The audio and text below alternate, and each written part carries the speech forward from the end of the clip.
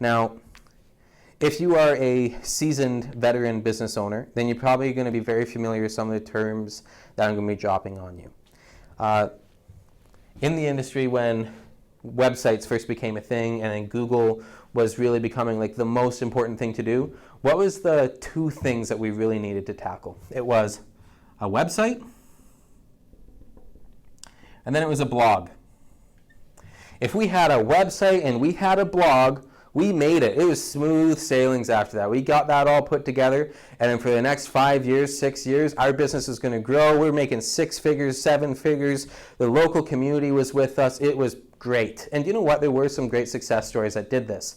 There's actually another word that I'll share with you.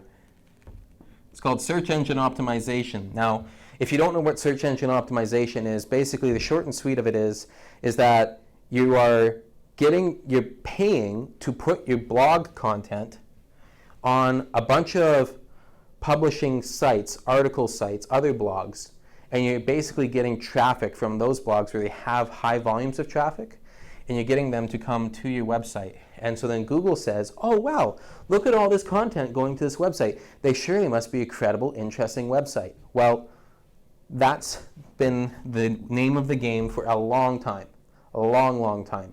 The problem is that you're investing a lot of money and you're not actually seeing a lot of tangible results in your other channels. It's going straight to your blog and your website, and for the most part, the people that are buying from you on a day-to-day basis, the people who are actually supporting you, they don't see any of this effort. They don't see any of this content. They don't see any of these resources, and that's the real problem with where we're going in the next 5 to 10 years.